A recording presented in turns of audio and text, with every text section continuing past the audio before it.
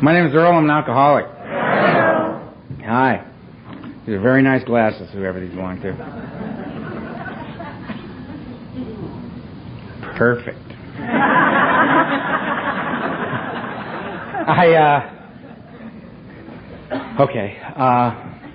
I want to thank the committee for asking me to come share. It's always an honor and a privilege to share at an event of this type. I got up at 4 o'clock in the morning, jumped in the car, grabbed the bag, jumped in the car, drove to the airport, got on an airplane, which is an absolutely absurd thing for me to do. You'll find out why. It's just a completely unnatural act as far as I'm concerned. Getting a large metal cylinder and go rocketing across the sky. It's completely wrong. And as I'm about to get on the plane, I look in the line, and a buddy of mine, Jack, who's the Al-Anon speaker tomorrow at 1, you gotta go hang with Jack at 1. It's a great guy. He looks up and he sees me, and I said, Jack, I got an Al-Anon on the plane. My odds have improved. It's getting better. And Jack knows me, right? He's keeping an eye on me. I mean, Jack made me feel a lot safer. Get here, and I'm the kind of guy that, like, I get asked to speak somewhere, I find out when I'm supposed to be at the airport, on what date, and I get on the plane, I fly, I land. I have no idea what's going to happen. I'm completely unprepared. I'm just in the hands of Alcoholics Anonymous. And I get off the plane hoping there'll be somebody there with some kind of, Roundup T-shirt on, or, a big book in their hand, or something, and I get off the plane, and Suzanne was there, so right this way, in the car, to the hotel. Everything's been great. I've had a great time since I've been here, met a lot of great people, and I'm happy to be here. So, I think I covered all that stuff, right? So, I drank. I got to tell you, I did not drink until I was 12. I held off as long as I possibly could. I had been restless, irritable, and discontented for some time prior to that first drink. And it was, I wasn't like this clairvoyant, kid. You know what I mean? I wasn't, just this troubled child realizing, what I need is a drink. I had no idea what I needed. I just knew that something was wrong. Something was just wrong. And it started when I was 4 years old. How long do I do this? How long am I up here? As long as I want. Thank you very much. That's how long I want. All right. 4 years old, I started sleepwalking, talking in my sleep. You'd stand at the foot of my parents' bed, talking to them in the middle of the night, scaring the hell out of my parents. And whenever I talked about what I needed to, I'd walk back to the house and get in bed, and they'd follow me, and they'd ask me questions, and I'd answer them, and it was all very bizarre. And they took me had a bunch of tests run on me, and the answer they came up with back in those days was every night before I go to sleep, they'd give me a big tablespoon of this liquid, and it would just knock me out, right? No more sleepwalking, no more problems. So I think very early in my life, I got the information that if things aren't going the way you want them to, take something. That's what I filed that away for future reference, Went on into my life. 12 years old, I'm a strange kid, I'm quiet, but if you take your eyes off me, I'm gone, And they did a bunch of more tests on me, and they found that I had this very high IQ. I don't have it anymore, so I'm not bragging. That began to plummet around 16, right? But so my father decided, time for me to become a man. I'm 12 years old, I'm 5 feet tall, I'm 104 pounds. Yeah, man, right.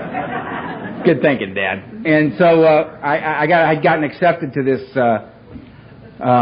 think tank of a boarding school for boys. There were 250 boys, ages 13 to 18, in this school. How I found out I was going to this school is my father came into my room and said, "Get in the car."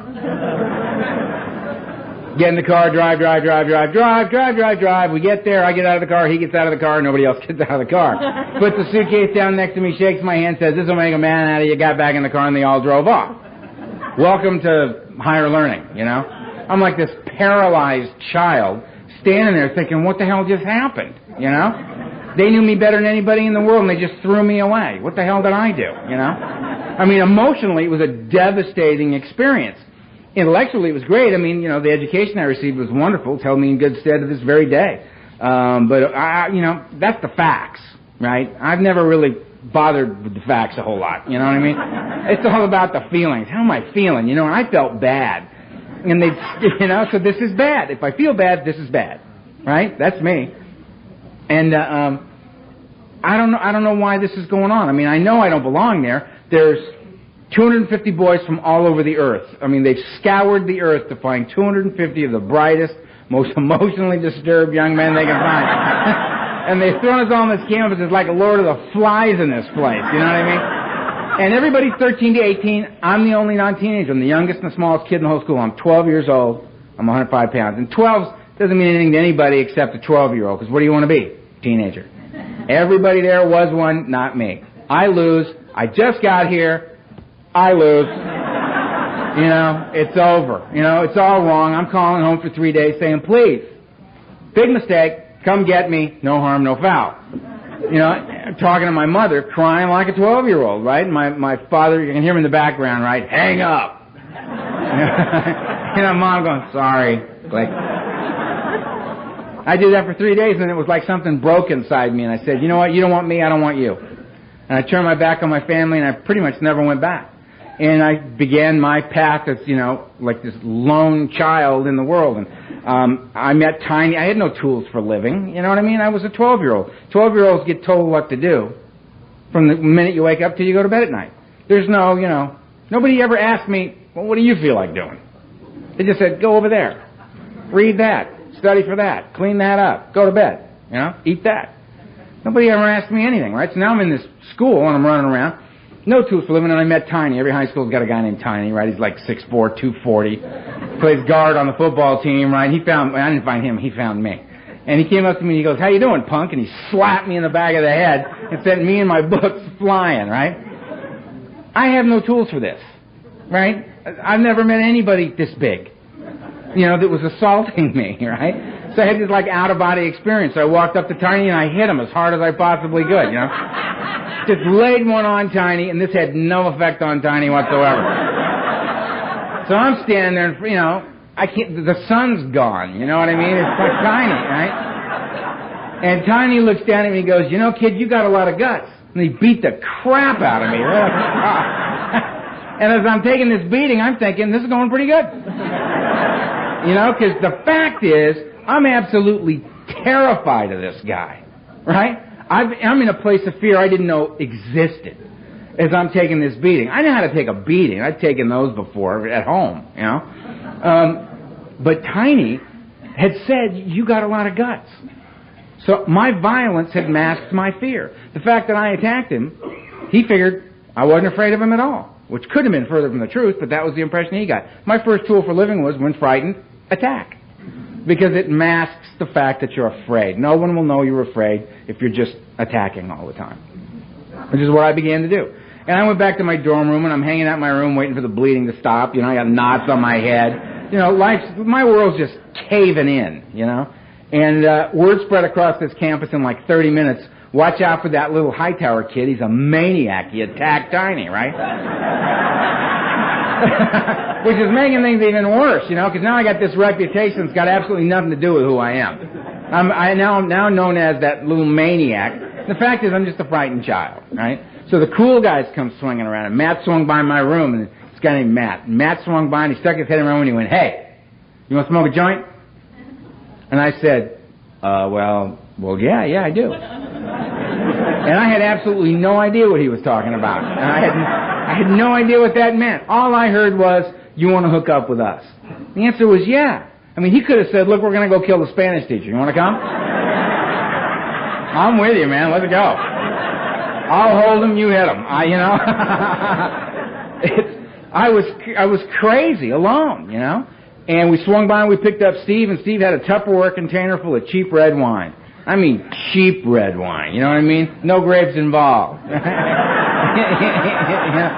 You know, that fortified stuff, you know what I mean? And which I grew to love, by the way.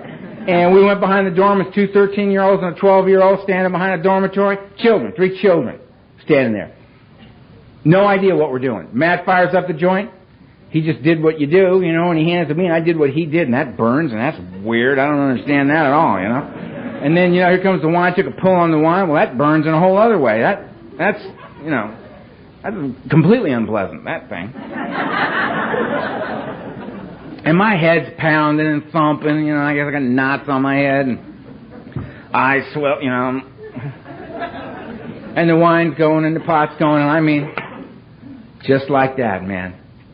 That thing that makes me bodily different from my fellows occurred. And this warm feeling kind of just floated up through my feet and up through the top of my head. And the magic happened, man. I was comfortable. Standing where I was standing, doing what I was doing with the people I was doing it with. And I'd never felt like that before in my life. And it was the most amazing spiritual moment, man. For me, it was just, oh.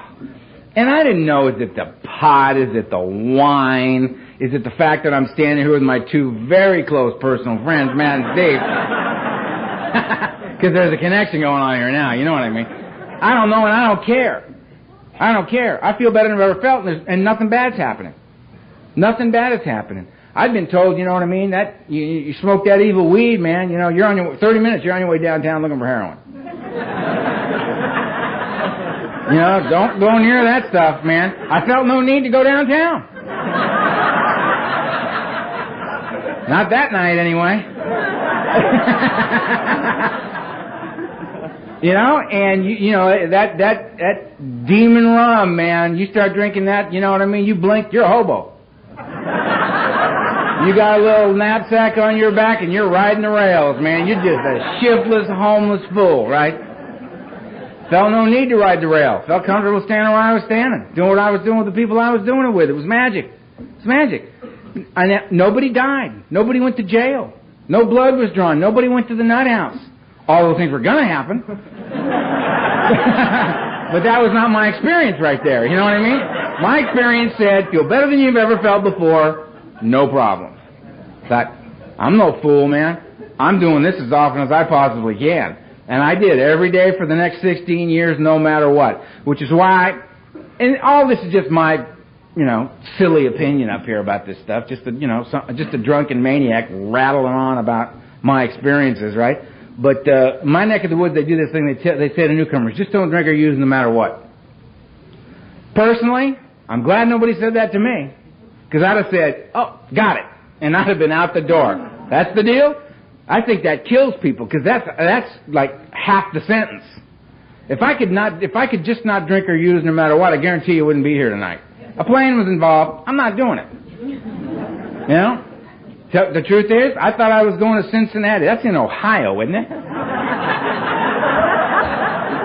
I'm in Kentucky, apparently. That's what I've been told. Fact of the matter is, nothing personal. I don't know anybody in Kentucky. You know what I mean? What the hell am I flying out here for, you know? Work the steps? I don't think so. Take a phone call from a whining, suffering, alcoholic newcomer who has not done one thing all day long to engage in a process of recovery for himself, but feels that 3:30 a.m. is an excellent time to call Earl. I would not take that phone call. I would not do that. Work the steps? Absolutely not. No. Why not? Because I'd be home just not drinking or using no matter what, because I could do that. Fact of the matter is, I'm the flip side of that coin. I drink and use no matter what. No matter what. Given a good reason, I don't stop. That's the difference between me and the problem drinker. Problem drinker gets another drunk driving charge, goes before the judge. Judge says, you know what, I'm sick of you. Sick of you, seeing you. You're doing a year. I see you again, you're doing a year. We're not going to talk about it anymore. I see you again, we're doing a year. In county, end of the year, we'll get back together and we'll talk about it then. Problem drinker hears that and says, you know what, I don't want to go to county for a year. Right? Makes a decision to stop drinking and driving and can actually follow through on that. Right? Me, I mean, I'd start wondering what it's going to be like in jail, because I'm going. And I'll try. I mean, I will really try, right? I understand drinking, driving, bad. I understand. I'm really going to make the best of all efforts not to do that. And I'll stop on the way home from the court. Knock back 30. And then when they invite me to leave their fine establishment, I will go get in my car and drive home. Because I forget, you know what I mean? I just forget. Anyways, humble beginnings for me, you know what I mean? Little pot, little wine, no big deal, right? Perfectly reasonable. 13 was pills. The only reason I took a pill is I was at a party and this guy said, would you like a couple of pills? I said, well, yeah. Again, having no idea what we're talking about. I took 2 pills. 20 minutes later, I'm laying on the floor. I'm very happy there. You know what I mean? This is fine. I like this. What was that? Tuinol. I'm writing that down, man. I'm asking for that by name. Tuinol, Seconal, Placidil. That was, I got strung out on all that stuff. 14, I started taking psychedelics. Again, I was at a party. Girl, actually, I was hanging out with this girl. I was on a 10-hour pass in this boarding school, and I was hanging out with this girl named Debbie. Fond memories of Debbie. Debbie was an older woman. Debbie was 15 and a half. She was also a bad girl. Man, Debbie, such respect for Debbie, man. I got respect for Debbie, man. Debbie said, you want some acid? I said, okay. And she handed me this, she had a lipstick tube, that women carry, and opened it up and spun the lipstick up, and there's a little pill on the end of it. I went, that's very clever. And I took it, and I popped it in my mouth and swallowed it. And she said, did you take that whole thing? Again, me being an idiot, right? I have no idea what's going on. And I said, well, yeah, I did. It was very small. It was very small. And I used these horse caps, And she said, that was 3 hits of white lightning. Right? A woman over here just went, oh. That's not good. Well, anyway, the next 2 days were very interesting. I remember, you know how you remember parts of it, but it's just all weird. You don't know what really happened and what didn't. But I remember we were in a market pretending we were married. And I had the card and I looked at her and I said, do we have any children? And she said, yes, we have 2. And I said, then we're going to need these diapers right here. And then I kind of just phased back out. And to this day, I go to a market, I have a list. You know what I mean? I don't just idly go into one of those places, man. They freak me out. The lights and the rows and everything's perfect, And there's so many decisions to be made there, And these are the things that I think normal people take for granted, you know what I mean? We get it all taken away from us, so we got to piece it back together one little bit at a time. You've been in the market and you go around the corner, there's an abandoned cart, right? I understand that guy. I understand that. You know what I mean? I see a car like that, I just go, I know, I understand, man. A lot of decisions, got a little overwhelmed, got to do it, got to come back later. 15, I started shooting dope. Only reason I did that was I was on a boat in Marina Del Rey, California, and a woman came up to me and said, would you like me to stick this in your body? I said, yes, I would. And she did, and it was one of those where you just went, it was a good one, man. It was a good one. Just that, and all I remember thinking on the way down was, oh, yeah. Man. If I'm dying now, fine. That was great.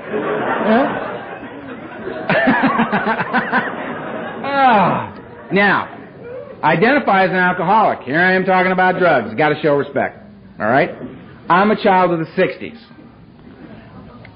Our parents were the alcoholics. We were trying to carve out our own identity here. We were not going to drink ourselves to death the way they were. We were going to kill ourselves in a whole new way. But here's the facts. Only real information I have about my life is a result of having gotten sober, stayed that way a while, done my inventory work, and looked back on my life with some kind of sane perspective. All right? And what I know is this. My drug of choice is, what do you got? It's all anti-Earl medication to me, man, If I can get enough of what you got in my body, I can kill the fear and be in the world. That's all. I drank because I loved the effect that was produced by alcohol. The same was true for other substances. So, I mean, my favorite's down and out. I like heroin. I like barbiturates. I like alcohol. These are a few of my favorite things. My idea of a good night sitting around just checking my pulse. You know what I mean?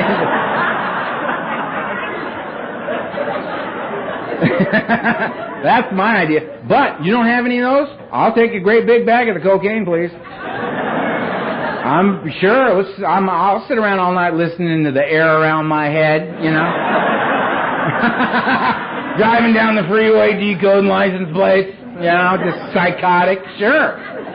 The plan. Because for me, it's not about going down or going up. It's about I got to get out of right here, right now.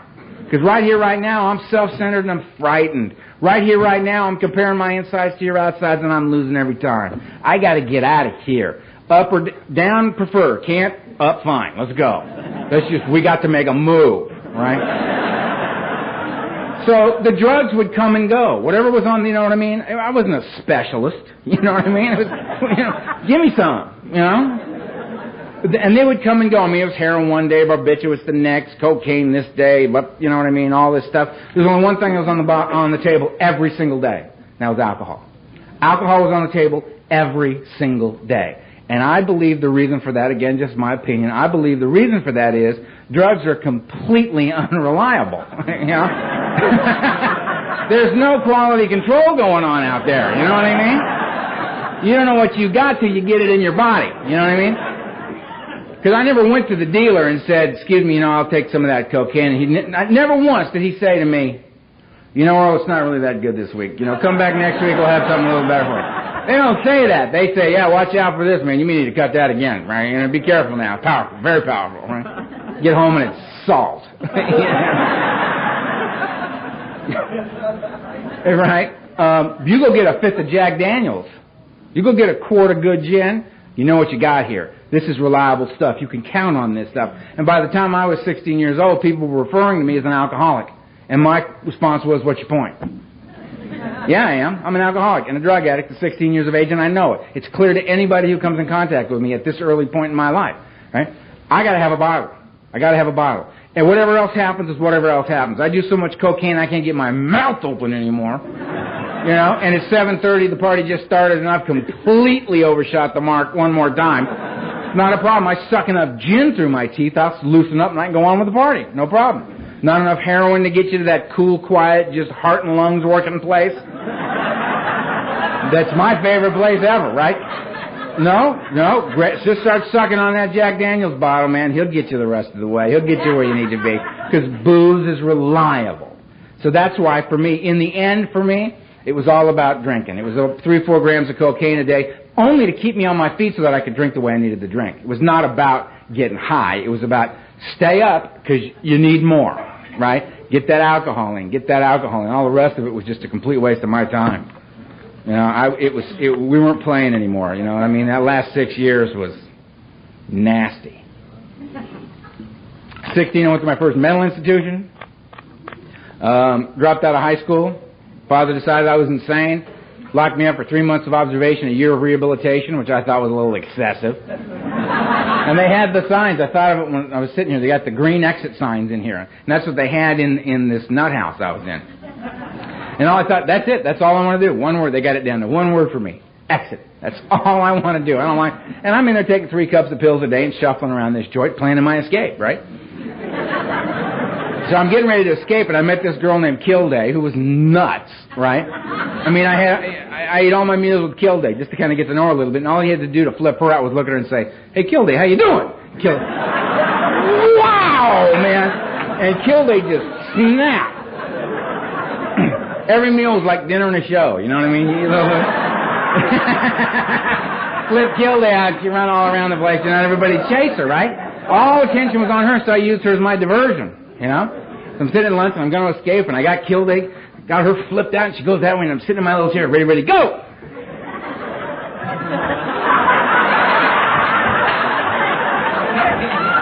know what I mean? And I'm hauling ass, you know? That's all I got. You know, and you're like, your brain works fine, you know. But first time in weeks you try to make a move and it ain't there.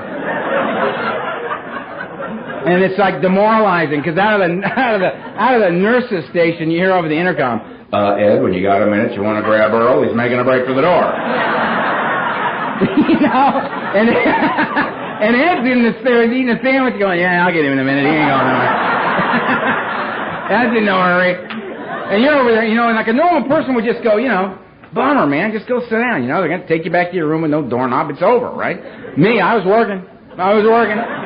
Till Ed came and got me. Oh, let's just turn it this way, partner. Damn.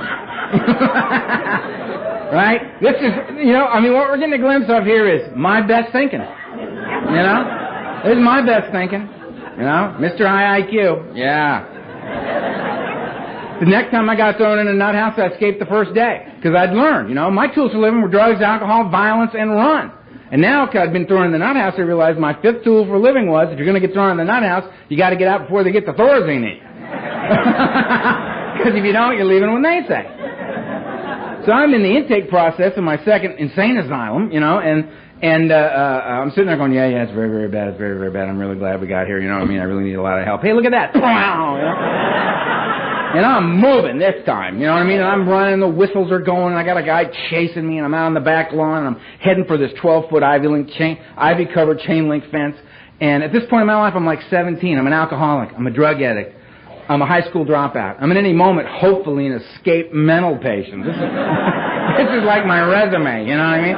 This is what I have to say to myself. And I'm thinking if I make that fence, I don't have any problems. Because I'll be drunk in 20 minutes. Because I'm the opposite of everybody else. I drink and use no matter what. I got lots of things that have shown up in my life by age 17 that say it is not working. Your life is just spiraling downward at an alarming rate. And it's all clearly, directly attributable to drinking. And my answer to that was, but that's like saying to me, stop breathing. This is how I get out of bed. This is how I take a shower. This is how I get dressed. This is how I go out into the world. This is how I listen and talk to other human beings. This is how I drive. This is how I look at the world. I look at it with this filter on. Because I can't take it when you take the filter away. It's too bright. It's too intense. It's too emotional. I can't deal with it. Got to have my filter on at all times. So I hit the streets. I did 3 years out on the street doing what you do to stay loaded on a daily basis. I thought it was like me and Jack Kerouac, you know, on the road, you know, and it wasn't like that. I had it very romanticized in my head, but it was a pretty brutal way of life. Met this woman. We talked at a party for 20 minutes and went well, so we were in love. Through a series of weird circumstances, I went on an interview and I got accepted to a good business college in Northern California, right? I'm a high school dropout. I don't even have a high school diploma. I just got accepted to college. I go back to my father and I say, I got accepted to business school. Don't ask. Give me a year's tuition and I'll leave town. He said, beautiful. Hit me with a check. Me and this woman piled all our belongings and 8 pounds of hash in the back of this truck and drove to Northern California for higher learning, you know. She got a straight job. I became a drug dealer, and I had no problems becoming a drug dealer because I had, at this point in my life, I'm 19 years old. I've got no sense of family. I've got no sense of community. I've got no ethics. I've got no morals. I'm just this loose cannon out there, this wounded animal, drinking and using from the minute I get up till I pass out every night, just trying to find a way to be in the world. So being, I'm in business. I'm studying marketing, production, distribution. And I'm applying it to my business. Business is booming. I think this is all great. She's got the straight job where it's the using's getting a little out of hand for her. She's saying stuff like, I'm too high, which is a completely ridiculous thing to say. I mean, if you can say it, it's not true, right? So we're back to L.A., and I got to drink the way I needed to up there, right? And we kept the ball rolling. 21 years old, I get diagnosed to have malignant cancer. Fly back to L.A., they do major surgery on my upper back. They tell my family I'm going to die. They prepare me to die. And I just look at them and say to them, you know, you don't even know who you're talking to. You know, the way I'm using that comes up like twice a week, you know. You're going to die. Yeah, I'm going to die. Ain't we all, you know? And so I did that, and I went into the nuclear medicine program. I didn't like the drugs they had, so I went home and got loaded the way I get loaded. I just blew off the nuclear medicine thing, and I beat the cancer thing. I've been a long-term cancer survivor. I've been cancer-free a long time. And back to school. I mean, just, you know what I mean? That was just kind of like this little side trip. It just didn't mean anything to me. And I go back up north, and I got an early acceptance to USC Law School.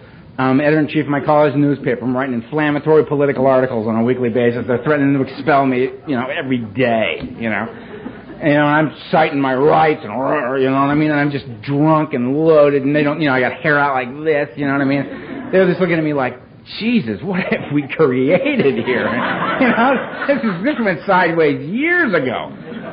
And my mother calls me and says, look, we haven't been anywhere as a family in 10 years. We got to put this family back together. We'll go anywhere you want to go. Let's just go as a family. Begging me, crying, using all the mother tricks, And I said, fine. And on my birthday, November 7th, I flew back to L.A., and we took off to fly to Guadalajara on my birthday, and on the way there, the plane crashed. And my mother, my father, my little sister all died in the crash, and I didn't. And I woke up on this mountain in Mexico, and my skull was fractured, and my back was broken in 3 places, and my leg was crushed, and my arm was crushed. I was paralyzed from the waist down, and I was awake. And my mother was laying right over there, my little sister Kimberly was right there, and my father was right over there. And I couldn't move. The only thing I moved was my right arm. I couldn't move. I couldn't help them. I couldn't get to them. And I watched them all bleed to death right in front of me. And I had this conversation with God, and I said, you know what? Anybody that would take a kind, loving, gentle, poetic little creature like my little sister Kimberly and leave a lying, cheating, thieving, dope fiend alcoholic like me on the planet, I have no use for a God of this type, and I renounce God. And then some guys came up on the mountain, and they scavenged the plane wreck, and they came up to me, and I could get my wallet out, and I just wanted them to know my name because I knew I was dying. And they took my wallet, took the money out of it, and threw my wallet back on my chest, and went on through the wreck and got what they could get, and went back down the mountain and left me up there to die. So I renounced God, and I renounced any association with you as well. I had no love of man, and I had no love of God, and I didn't care what anybody thought from this moment on. I thought, I'm going to get down with this mountain, and I'm going to let you all know what I think of this thing called life. I mean, I've been trying to keep a facade going in my life, have things going on, so y'all leave me alone, let me drink and use the way I want it. You know what? I don't need it anymore. I'm going to do what I want. You don't like it? Just step aside, because I'm an angry, hostile, terrified human being, and it's on. And finally some guys came up, and they got me, and they put me in the back of this truck with my mother, and they took us down to an aid station. They tagged my mother dead. They tagged me dead. And they sat there smoking cigarettes waiting for me to die, and I just wouldn't die. I was angry. And finally they took me to a hospital, and then they found out my name. And that meant the federales had to show up. So the federales interrogated me through an interpreter for the next 3.5 days and wouldn't give me anything for pain. They wanted to know what I was doing back in Mexico, which is a story we don't need to get into here. And it was ugly, man. It was just ugly.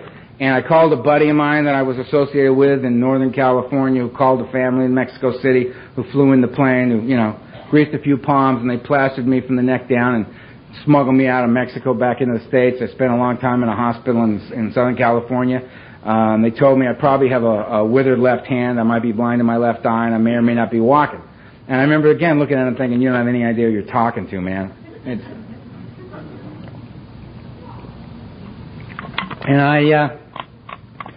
Maximum doses of Demerol every 3 hours around the clock for I don't know how long.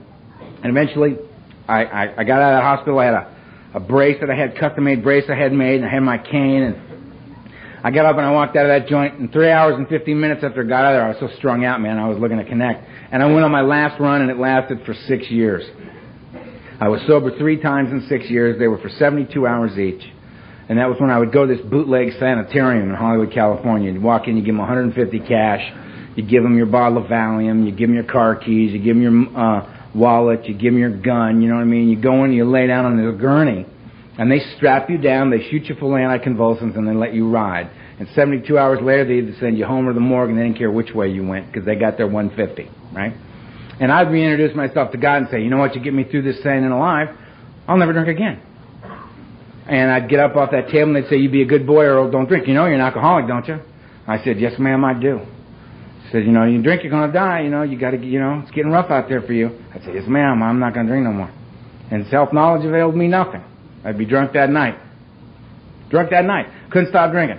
I remember the last time I went in there, I said, the madness and insanity in my life, it was over the top. And I remember, I meant it with every fiber of my being. I said, I cannot drink another day. I cannot drink anymore. Nothing good happened in years. I'm so completely and totally alone. The soul's just being sucked right out of me. The madness is so severe. I got visions of dead people dancing in my head. It's just so dark, and I can't do it anymore. And I left that place and I drank for 2 more years because I couldn't stop drinking.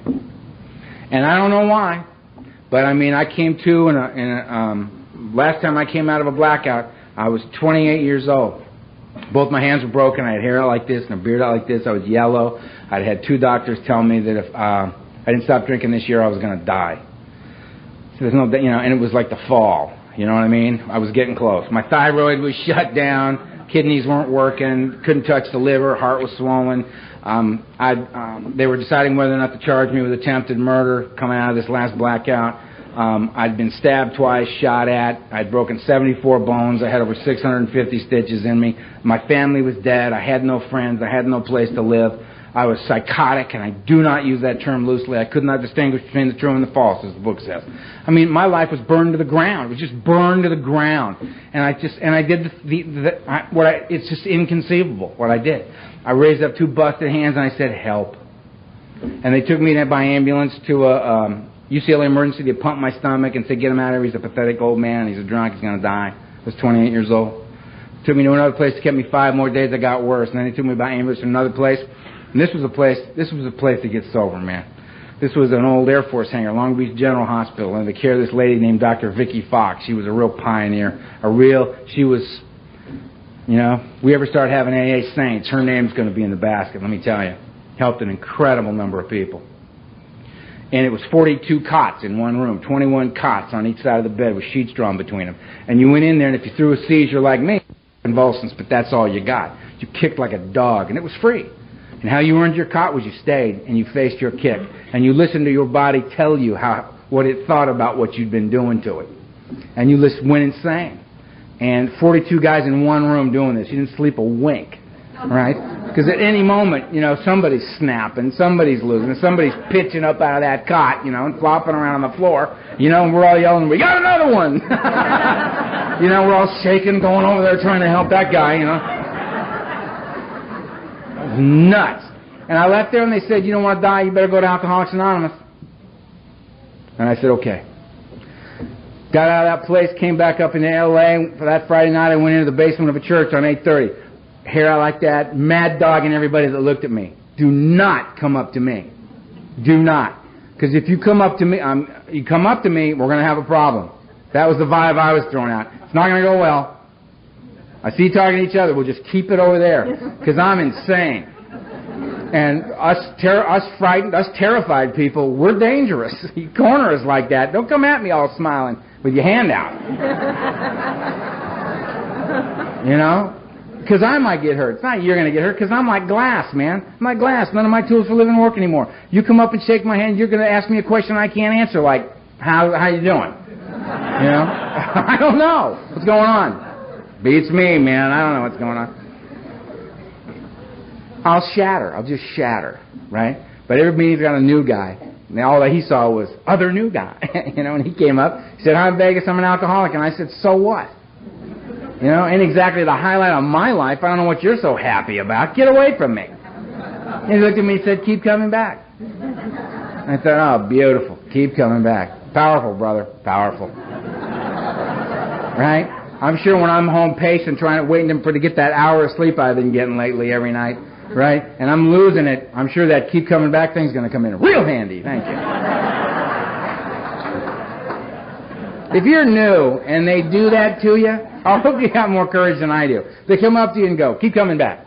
Or one day at a time, man. Or my personal favorite, hey, just turn it over. A new guy who's insane, right? Like that's going to mean, right? I hope you got more guts than I. Just step up to the place and say, excuse me. I don't personally understand, having been out there for the last 17 years, don't understand the deep spiritual significance of turn it over. Would you mind expanding on that for me a little bit?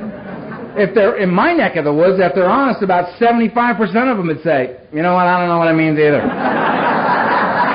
They said it to me when I came in. I'm just saying it to you, you know. There's a guy over there who reads the big book. Let's go ask him. Maybe he knows. Just my opinion. And I sat in my first meeting, and a guy got up, back against the wall, checking where the doors and windows were, working my game, right? Because that's all I had. That's all I had. And that and the willingness to go to one AA meeting. And this guy got up, this old-timer, 65 years old, Skid Row bum, ex-boxer, ex-wino, I remember. And he got up at the podium and he shared his experience, his strength, and his hope. I didn't know that's what he was doing. Today I do know that's what he was doing. But he spoke with this grace and a dignity. He talked about his feelings as a man with dignity. I've never heard anybody do that before. You know, and there was this presence about him. He had this light in his eyes, and he was like this passionate guy, and he wasn't doing that old James Dean shit. You know what I mean? That quiet angst in the back, not willing to participate. It's crap. You know what I mean? This guy was stepping right up and going, this is important to me, and it matters to me, and I feel very strongly about it, which I thought took a lot of guts. Stepping up, man. He was stepping up front. And he was talking about this stuff. Talked about how his head would be chewing on him, and how he'd go through a whole productive day with his head chewing on him, using the tools he found in Alcoholics Anonymous. No wreckage being created, which blew my mind. If I'm awake, we got wreckage, you know? And this guy's like head doing to him what mine does to me. And he's getting through, and he's getting through, and he's getting out of himself, and he's being of service to people at a meeting, the end of the meeting, because he knows what a meeting is for. Meeting's a place that we have meetings so that we have a place where a newcomer can come and hear a message of hope and a message of recovery. That's the point of a meeting. And he'd been the newcomer and done that. And they'd given him the 12 steps of Alcoholics Anonymous as outlined in that book. And he had worked those 12 steps. And he'd had an awakening as a result of that. And he'd been relieved of the obsession of drink as a result of working those steps, and had become comfortable sober. And the minute that happened to him, he was now going to meetings to give back, to be there for the new wave of insanity that's washing up on our beach every day. And I'm listening to this going, whoa! All in one day. This guy's amazing. But the thing that did it for me was, it was like he looked right at me and he said, you know what? I don't care whether you like what I got to say or not. You don't like it? Go to another meeting. I love this. Because it made it clear to me, this guy wasn't selling me something. He wasn't pitching AA to me. Come on in, you know. He was sharing it with me. I was already in. I was in the room. I was in. He was sharing this with me. If I wanted it, I could have it. It was for free. If I didn't want it, cool. Go to another meeting. Maybe you'll hear somebody there you can identify with, but by all means keep coming back till it happens for you. And it happened. And I said, you know what? With a look of disdain on my face, right, like, right? In my head I went, it's cool, I'm coming back. And I've never left. I've never left you because I've never had any place more powerful to go to address the problems that I face on a daily basis as an alcoholic. And that was, I've been here since November 6, 1980. And I couldn't, this November I'll have 21 years, and I couldn't stay sober for a day. I couldn't stay sober for a day. I quit 1,000 times. But that would last like a couple hours. You know? The trick for me has not been, this ain't about stopping. This is about how do I not start again? How do I not start again? And for me, I know the only way a guy like me is going to not start again is if I can find a way to be comfortable sober. Because when I got here and you said to me, you know, there's a way for you to be comfortable sober, I looked at you and thought, if only that were true. If only that could be for a guy like me. Because I'd been loaded since I was 12 years old. I had absolutely no experience in my life of being sober and comfortable at all. I didn't know that it existed. It was outside my experience. I made a conscious decision to trust you, and I began to do the things that you told me to do. And I mean, there's so many things that we say to each other in these rooms, but the thing that does it for me is we got this symbol. I kept thinking, that's got to be like the crux of the deal or something, you know what I mean? Because we got like rings and bracelets and bumper stickers and shirts and hats, and I mean, this thing's everywhere, right? You see that symbol, you think, you know, AA, or possibly a Mason, but you're thinking AA, right? It narrows it right down. And I found out it's this ancient spiritual symbol. It stands for mind, body, and spirit, brought together as a whole human being. And therein lies the balance I had sought my whole life and never had, drunk or sober. Never had it. AA adopted that symbol, unity, service, and recovery. It's the same stuff. Unity's the body. I must bring it here. This is the body to me. I must bring it. I couldn't get sober, but we seem to be able to. I must be with my fellows. I must look you in the eye. I must see you on a regular. I got to go to regular meetings to see the same people over and over again, because I can see you changing. And the change I see in you is the hope for me. Because I'm too self-centered and afraid as a newcomer in here. I can't see the change that's happening to me, but I can see it in you, and we've been here the same amount of time. And if it's happening to you and we're doing the same stuff, it must be happening to me. Hope. Hope. The greatest gift anybody could ever give somebody like me. Because I came here hopeless and alone. Completely hopeless and alone. It was so dark inside me, and I'd been alone so long. When you said, are you lonely? It was like, huh? You know, when you've been lonely forever, it's not lonely anymore. It's just where you are. It's not in relation to anything else, because that's all it's been. You know? So the unity of the body, I got to bring it here. I must be with you. Recovery's of the mind for me, the greater aspect of this disease. Right? The obsession of drink. And the book tells me that the persistence of this illusion, this belief in a lie that I can drink like a normal man, that it is in any way the answer to any problem I may ever have, is astonishing. That many of us pursue it to the gates of insanity and death. That's my story. I end up in insane asylums and tagged dead in Mexico. I mean, I'm the gate guy. You know what I mean? You know, it's like 2 drinks and go to the gate. You know what I mean? There's like, that's what's going to happen to me. And I know that about me. I've never been able to manage it. I've never been a controlled drinker. I never have been. I didn't have a family to hold it together for. I didn't have children I had to keep it together for, or a job or a career or a goal or a hope or a dream to keep it together for. What I had was me, and knowing that the breath of life for me was drinking and using, and that's what I was going to do till the day I died. I was never controlled, ever, for me. And when I got here, I came here destroyed, which was a great way to get here. And you told me to keep coming back, and I found out what that meant and why I needed to be with the body of AA. The recovery of the mind had to be there for me, because if I don't get relieved of the obsession to drink, if I don't get relieved of this persistent, aching, gnawing thing in my head that keeps sneaking up on me at the worst possible time and telling me that the answer to the problem I currently face is a drink, or to go to a doctor and get a properly prescribed medication to help me sleep at night. It'll say whatever it needs to say. My head doesn't say, go get some heroin. It doesn't say that, because it knows I'm going to say, thanks for saying, shut up. You know, I don't know. Thank you for sharing. No, what it says to me is, boy, that back pain you've got that you've lived with for the last 26 years, that's a terrible thing. We need, at the very least, we need a muscle relaxant. This is very, very appropriate. Muscle relaxant equals heroin for me. I'm on my way. It's like the guy I was talking to, a guy I know who's got 30 years sober. He was a young, successful actor in New York. He and another guy, they were working on Broadway, and they were trying to get sober. They were in AA, drunk, in AA, drunk, in AA. And one day they just had a terrible, hard, stressful day, and they just said, screw it, we're going to go drink. And they went to their favorite bar, us outside the Broadway theater, and there's their, you know, it's so romantic, you know what I mean? And there's the beautiful burled wood bar, and there's Tommy the bartender behind the bar, right, their favorite bartender. And the guy I know walks up to him and he slaps him on the shoulder and he says, Tommy, 2 double scotches and call the police. Because he knows, you know? He knows. He can't do anything about it, because self-knowledge didn't avail him anything either, you know?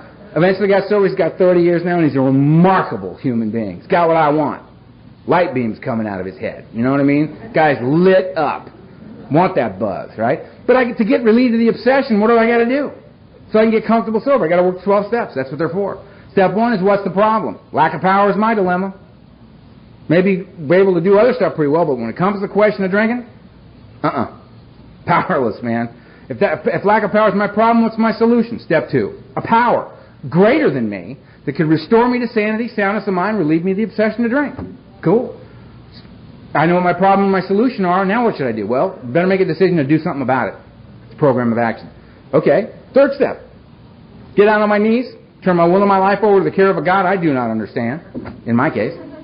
I tried to wrap my head around infinity. It just won't go all the way around. I did a lot of psychedelics, man. I can get way out there. But I just get as far as I can get, scare the hell out of myself, and come snapping back in, you know. I'll leave that to God. You know? That was another one for you. That one freaks me out. Right? Turn my will in my life. Get back up on the couch and embark upon a immediate plan of action. What's the action plan? 4 through 9. 4 and 5 is me, 6 and 7 is God, and 8 and 9 is you. Nobody else to play with. 4 and 5, I swallow large chunks of truth about myself, and I admit these things before God to another human being. 6 and 7, I hook it back up with God and I ask God to remove the defects of character because I removed the wrong stuff. I'll say, you know what, I'm really enjoying this defect right here. You can have this one, but I'm keeping this, man. We'll talk in a week, right? No, man, just hear God, you know, you do what you think is best with this. And I'll keep praying for the willingness to allow that to happen, to get me out of the way. 8 and 9, hooking it back up with you. I'm very, very sorry. Here's your money. Back in the house. That's it. No big, oh, what a wonderful person I have become. Check out my spiritual vision quest. You're going to be wowed by me. Please. These people don't want my money. They want their money. You're going to go give them their money back. It's very simple. And to make amends means to change, right? It means to change, right? So I'm very sorry I stole your car. You know, I estimate the value of the car at $5,000 at the time of the theft. So here's a check, and if this is if this is acceptable to you, I will make monthly payments to you until that amount is paid. And I will not go steal your car and sell it to pay you for the car I stole from you. You know that? That thing, which is the first thing that comes to mind of a guy like me. And I just, one more deal and we'll all be fine. Oh, God. 10, 11, and 12 keep me in the game. Because I made it past that at that first time, but I have not come anywhere near dealing with all of it. I've scratched the surface. I've become aware of the work that I need to do. 10, I continue to take personal inventory, me. And when I'm wrong, promptly admit it. 11, I seek God. I seek God. I seek God through prayer and meditation. I pray for knowledge of His will for me and the power to carry that out. That's it.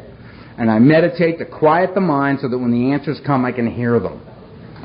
Having had a spiritual awakening is the result of working the steps. Having been restored to sanity, soundness of mind, having been relieved of the obsession to drink, it's been made possible for me to be comfortable sober for the first time in my life. I can give away something I've got. So when that next, and that was all the guys that gave that to me. I was sponsored for almost 14 years by the late great Donald Madden, right up until the day he died. I stayed with him till the day he died. He saved my life. I was with him longer than I was with my parents. And he said to me, we'll give you everything we got. We'll give it all to you. We're going to ask you one thing in return. What's that? He goes, when you catch this buzz, you turn around and you give it away to the next crazy little lunatic like you that comes walking through that door. I said, deal. So I've been doing that ever since I caught the buzz. That's what I call it. You know, I've been trying to turn other people on to it who come to me, not, you know, I don't go walking down the street going, hey, come here.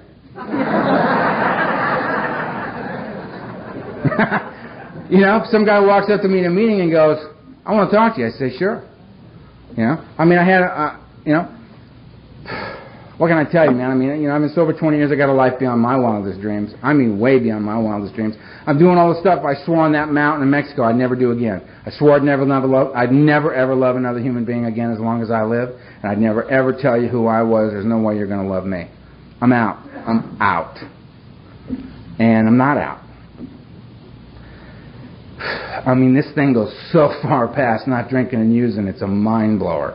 It's a design for living. You get rebuilt in here. Who you get introduced to here is you, the real you, the true you, the truth about yourself. And it's always much more delightful an experience than we imagine it would be. When that came up that mountain, I knew I suffered from survivor's guilt.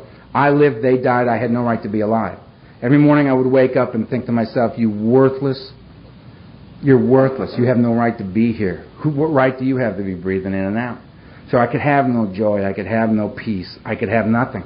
You know, I suffered from such post-traumatic stress. It was unbelievable, man. Can I have some water? Oh, that's right there. Thank you. Magic. That's coming unglued. It's a great place to come unglued. I mean, I can't fly in airplanes. No way. Plane goes bump.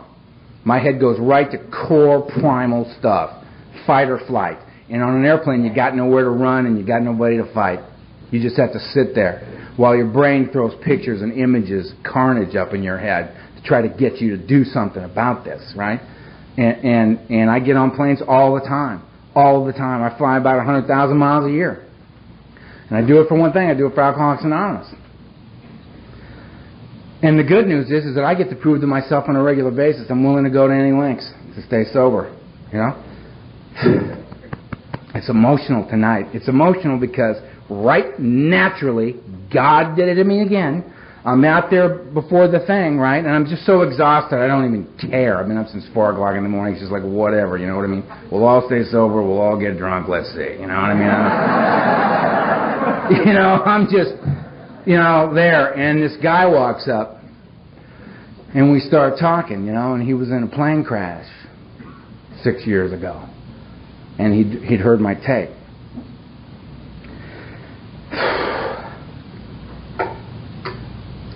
And he came here to meet me.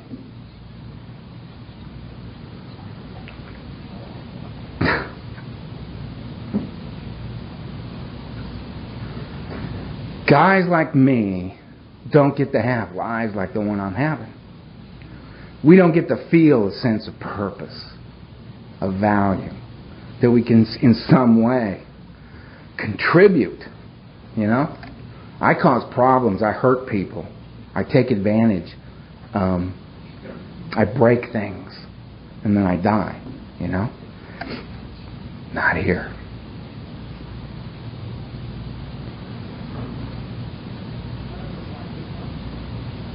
How about those Vikings, huh?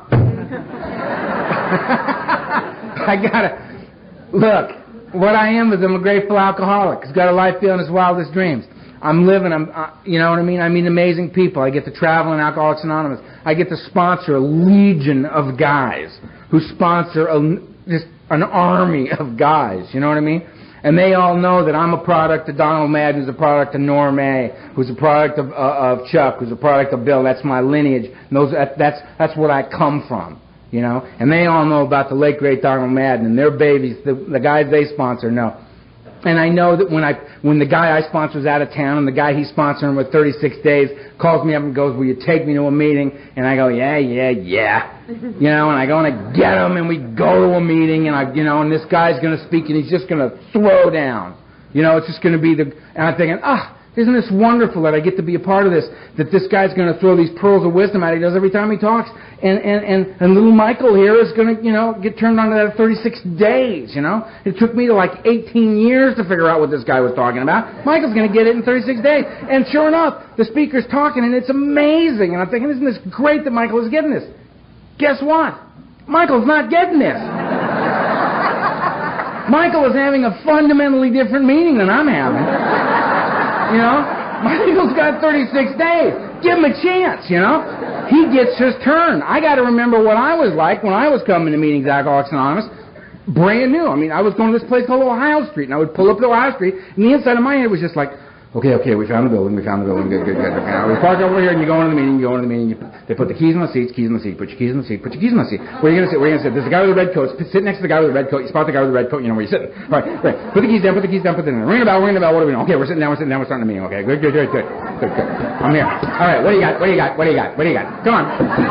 What do you got? Come on, lay it on me. I'm ready. I'm here. Come on, let's go. Right? Guy gets up. All right, he's reading something. He rarely saw something. He's rarely seen something. He rarely saw failing something. I missed a lot of that. I don't really know what happened right there. I don't know.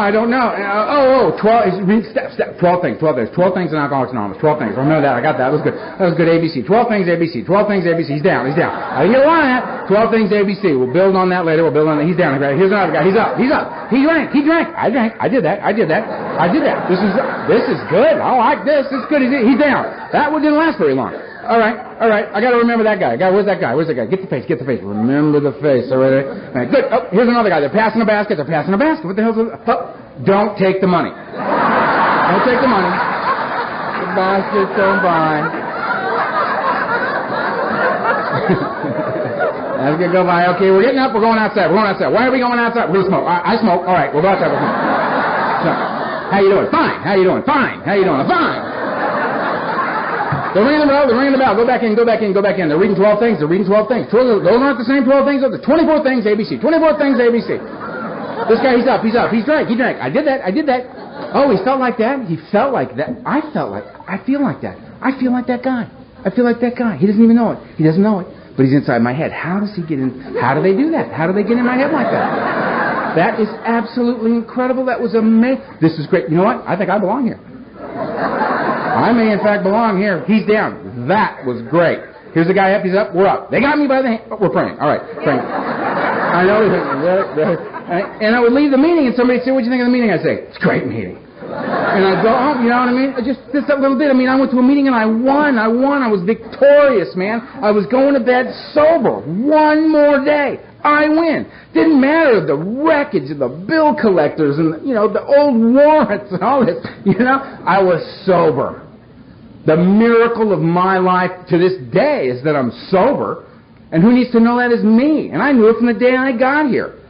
Right? So when I go walking into the meeting and I got little Mike sitting there with 36 days and it's happening, and we walk outside and I looked at little Mike and I go, "So what did you think of the meeting?" And he looks at me and he goes, "It's great."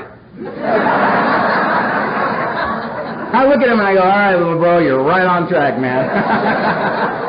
You win. Good for you. And the cycle begins again, this human chain that we're in. There's a buzz to be caught here, man, and it's all about right here, right now. Just, I got to get between those. Somehow, I got to get in there.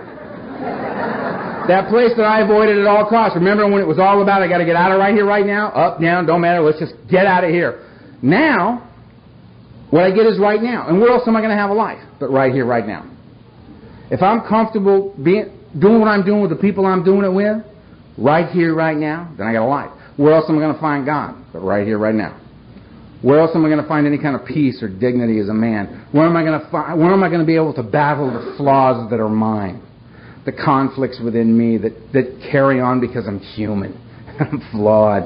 And I'm doing the best I can to get better on a daily basis and not hurt anybody else in the process.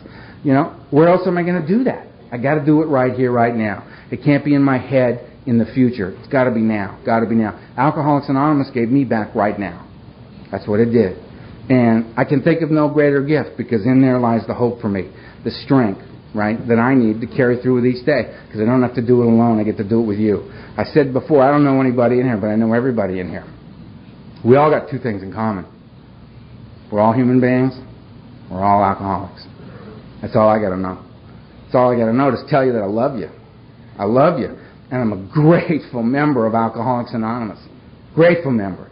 And when I see that woman sitting right over there in that green dress, she got her hands up like this, she's looking at me and she's smiling, she's going like this. I go, "That's it. I'm in. Love in Kentucky. Peace. I wish you have a good weekend."